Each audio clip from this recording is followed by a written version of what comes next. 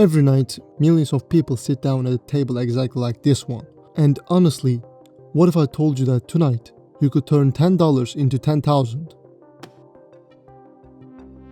Your biggest enemy in that moment would not be the wheel, it would be you. Let's say you sit down with $10. You make one decision, one color. You say, alright, red. The wheel spins. It lands on red, and you leave the money there. You feel like your heartbeat is getting faster. It spins, and red again. At this point, something changes in you. You stop thinking and you just watch the wheel, maybe like 3, 4, 5, 6 times. And the money that you put first, that $10 becomes $10,240.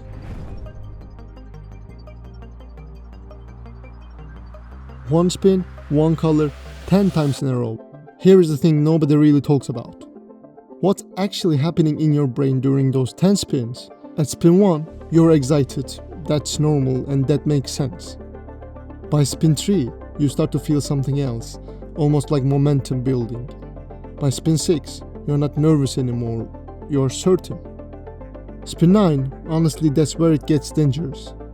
Because by that point you're not even thinking about red anymore, you're thinking about black. After 9 reds in a row, everyone at that table feels it in their chest, like it's just a fact at this point. Black is due. And that feeling is exactly where the casino makes its money, and it actually has a name. The gambler's fallacy. It is a belief that if something happens enough times in a row, the opposite must be coming. The wheel has been on red too long, so black is due, and you think that the universe needs to balance itself. It might sound reasonable, but it is not. And I can actually prove it. This wheel has 37 numbers. 18 red, 18 black, and 1 green. After 1 red, 18 out of 37. After 5 reds, still 18 out of 37. After 9 reds in a row, still 18 out of 37. The wheel doesn't know what happened before. It cannot know because it is a wheel. But your brain knows what happened before, and it is building a story.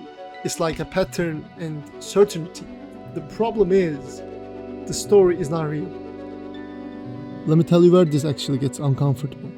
Most people assume that the people who fall for the hardest are the ones who do not think too much, the ones who just follow their gut.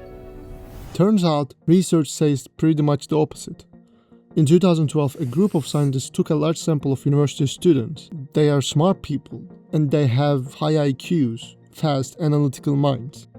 Then tested them on exactly these random sequences, streaks and patterns. And they saw the students who fell hardest for the gambler's fallacy. They were the smartest ones in the room, which actually makes a weird kind of sense. Because a sharp brain doesn't just sit there and passively watch a wheel spin. It works constantly and searching for meaning. It looks at 9 reds in a row and immediately starts asking why. What does this mean? What comes next? It is doing exactly what it was built to do. The problem is, it is doing it in the wrong place. You can't think your way out of randomness because there is nothing there to think about. And the smarter you are, the more convinced you become that you almost figured it out. In fact, this trap isn't just limited to statisticians or gamblers. Classic cinema has brilliant examples of it too. For instance, in the Marx Brothers classic comedy A Night in Casablanca, a character risks a huge amount of money on a single spin. You mean you want to bet them all again on number 5? Oh, no, Rusty, no. Hey, you crazy! You're losing that money. We gotta save something for a rainy day. You sure you want to go through with this? Remember what happened in 1929? Okay. 3 times in a row. What a sucker. Number 5. So he wins big, but instead of walking away, his brain tells him to keep going. But in real life, pushing your luck like that is exactly how the trap snaps shut. Now, I want to tell you a story. This one's actually real. It happened in August 18, 1913, Casino de Monte-Carlo, Monaco. Just a regular night, people drinking, talking, playing. Then something starts happening at one of the roulette tables. The ball lands on black, then it lands on black again. People start to notice. 5 blacks, 8 blacks, 10. And there is this feeling in the room. Quiet but certain, growing with every spin. Red is coming. People are thinking it has to come. So they start betting on red. They lose. The streak keeps going, 15, 20. The bets get bigger. But at that point nobody is doubling anymore. And then it hits 26 blacks in a row. This is actually documented August 18, 1913. 26 consecutive blacks. They lost millions of francs that night. Not because they were unlucky, because they were certain. The probability of a streak like that is about 1 in 66 million. And it happened anyway. Because rare doesn't mean impossible. But here is what I really want you to think about. When was the last time you were at a roulette table? Maybe never, right? So why does any of this matter to you? Because the gambler's fallacy does not live in casinos. It lives inside of you. Think about the last time you applied for a job. 5 applications, 5 rejections, and something in you probably said, okay, the next one has to be different. I am due. Or the last time things just kept going wrong. One bad week, then another, then another. That quiet voice shows up again. Things have to turn around. I've paid enough. That voice feels like hope. It feels like resilience. Sometimes honestly it is, but sometimes it is just your brain making the same mistake those people made in Monte Carlo in 1913. And it is not just you and me. In 2016, a study published in the Quarterly Journal of Economics looked at something that nothing to do with casinos. They looked at asylum court judges, real judges making real decisions about real people's lives. After a judge approved several cases in a row, the probability of approving the next one dropped significantly.